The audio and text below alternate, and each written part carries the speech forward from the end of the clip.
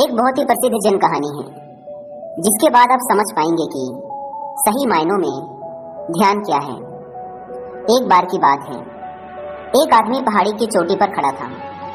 नीचे से 3 व्यक्तियों ने उसे देखा और वो तीनों आपस में बहस करने लगे कि वो इंसान ऊपर चोटी पर क्या कर रहा होगा। एक ने कहा, मुझे पता है वो इंसान क्या कर रहा है।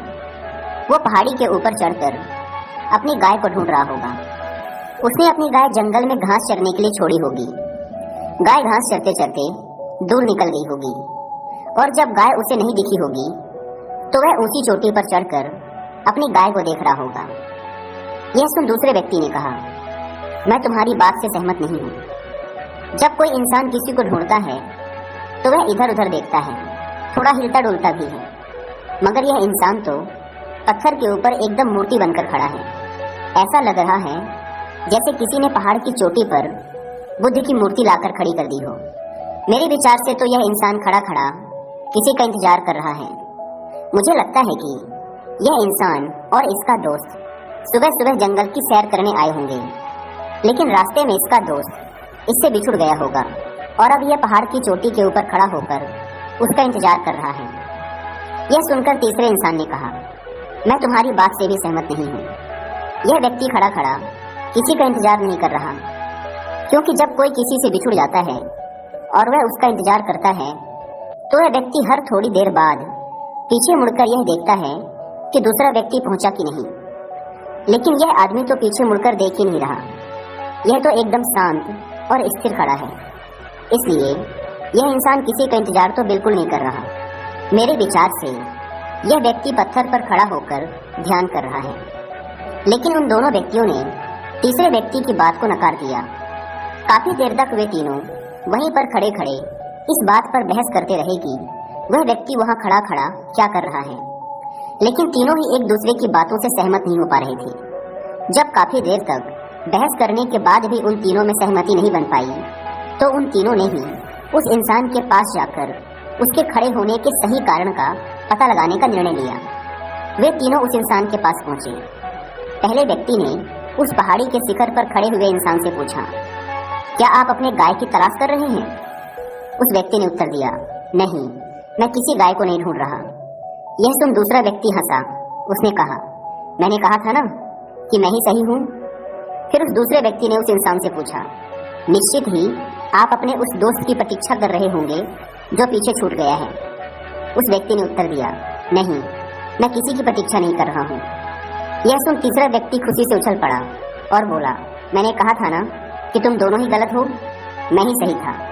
फिर उस तीसरे व्यक्ति ने भी उस आदमी से पूछा, तो फिर निश्चित ही आप ध्यान कर रहे थे? उस व्यक्ति ने उत्तर दिया, नहीं, मैं ध्यान भी नहीं कर रहा था। यह सुन उन तीनों ही व्यक्तियों ने एक साथ आश्चर्य से पूछा, तो फिर आप क्या कर रहे थे? यह सुन उस व्यक्ति ने उत्तर दिया, मैं बस खड़ा था।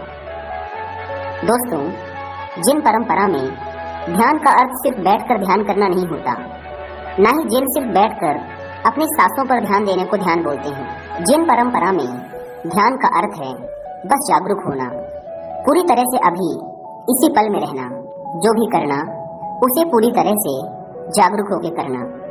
जिन मास्टर कहते हैं कि यदि आप अपना खाना खा रहे हैं तो आप उसे भी पूरे ध्यान से खाइए।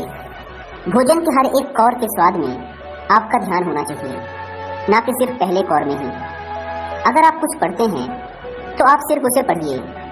अगर आप कुछ देखते हैं तो आप उसे सिर्फ देखिए, उसके बारे में कोई पूर्व धारणा मन में मत बनाइए। कितनी गहराई से सोचने वाली बात की है उस पहाड़ी की चोटी पर खड़े इंसान ने कि मैं अभी बस खड़ा हूँ। क्या हम सिर्फ खड़े होने के लिए खड़े नहीं हो सकते?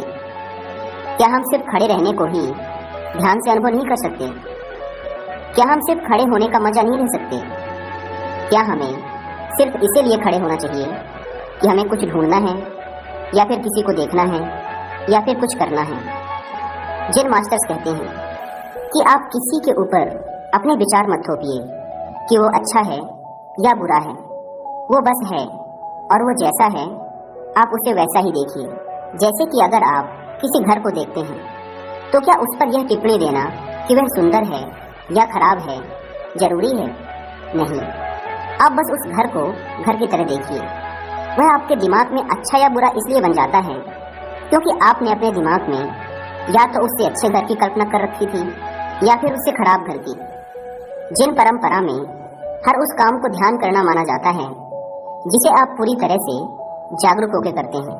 दोस्तों, जैसा कि मैंने पहले बताया कि जिन परंपरा में ध्यान का अर्थ होता है जागरूकता, वर्तमान के हर पल को महसूस करना।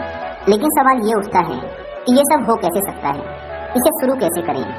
तो इसके लिए मैं आपको एक छोटा सा तरीका बताता हूँ।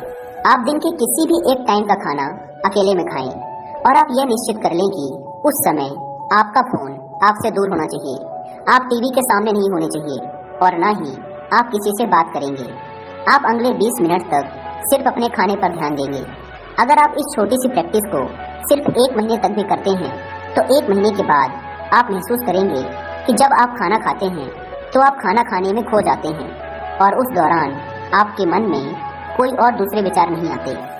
इसके अलावा अगर आप चाहें तो आप अपने अन्य कामों के लिए भी एक टाइम फिक्स कर सकते हैं कि इस टाइम पे मैं सिर्फ यही काम करूंगा। इससे आपके माइंड की फोकस करने की पावर कई गुना बढ़ जाएगी।